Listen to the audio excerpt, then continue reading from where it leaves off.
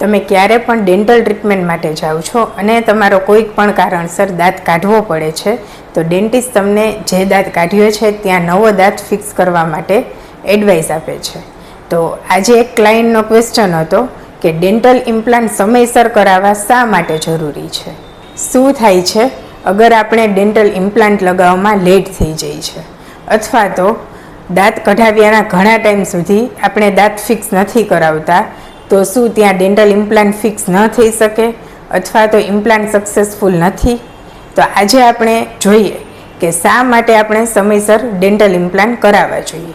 Dental implant એ જ્યાં દાંત કઢાવેલા છે ત્યાં હાડકામાં ફિક્સ કરવામાં આવે છે. આપણા બોડીની ટેન્ડન્સી હોય છે કે જે ભાગ યુઝ નથી થતો તો તે ધીમે ધીમે શ્રિંક થતો જાય છે. સેમ આવી જ મિકેનિઝમ જડબામાં હોય છે.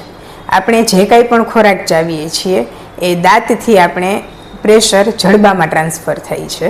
એટલે અલ્ટિમેટલી જે ખોરાક ચાવવાનું પ્રેશર છે એ જડબું લે છે, પરંતુ જે જગ્યાએ દાંત કઢાવી નાખેલો હોય છે ત્યાં કોઈ પણ જાતનું આવું પ્રેશર ટ્રાન્સફર થતું નથી. તો ધીમે ધીમે ત્યાં હાડકાનો ભાગ છે એ શ્રિંક થતો જાય છે.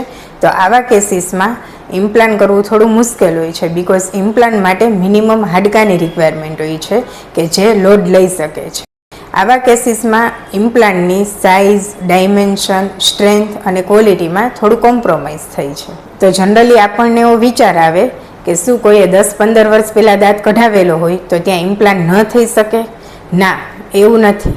ઇમ્પ્લાન્ટ તો થઈ જ શકે છે, પરંતુ ટ્રીટમેન્ટની કોમ્પ્લેક્સિટી વધી જાય છે.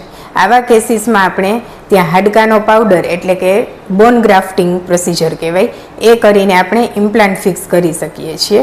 પરંતુ આ ટ્રીટમેન્ટમાં કોમ્પ્લેક્સિટી વધી જાય છે અને એની અપોઇન્ટમેન્ટ વધી જાય છે.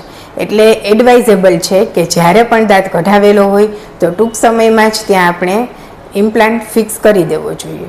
પરંતુ જો દાંત કઢાવ્યા પછી ટૂંક સમયમાં જ આપણે ઇમ્પ્લાન્ટની ટ્રીટમેન્ટ કરવામાં આવે તો ટ્રીટમેન્ટ સરળ બને છે અને ટ્રીટમેન્ટની લોંગેટિવિટી વધી જાય છે. પરંતુ આનો મતલબ એવો નથી કે દાંત કઢાવ્યાના ઘણા વર્ષો પછી આપણને એવું લાગે કે હવે દાંત નખાવા છે તો એ યોગ્ય છે. એમાં ટ્રીટમેન્ટની કોમ્પ્લેક્સિટી વધી જાય છે અને આપણે આપણો ગોલ્ડન પીરિયડ ચૂકી જઈએ છીએ. તો આપણે સંજીવની ડેન્ટલ હોસ્પિટલમાં ઇમ્પ્લાન્ટની ટ્રીટમેન્ટ ખૂબ જ સરળ રીતે, દુખાવા રહિત અને એકદમ સ્મૂથલી કમ્પ્લીટ કરવામાં આવે છે. તો જે કોઈ પણને દાંત કઢાવેલા છે તો આજે જ આપણે ડેન્ટલ ઇમ્પ્લાન્ટ ફિક્સ કરવા માટે સંજીવની ડેન્ટલ હોસ્પિટલની વિઝિટ લઈએ.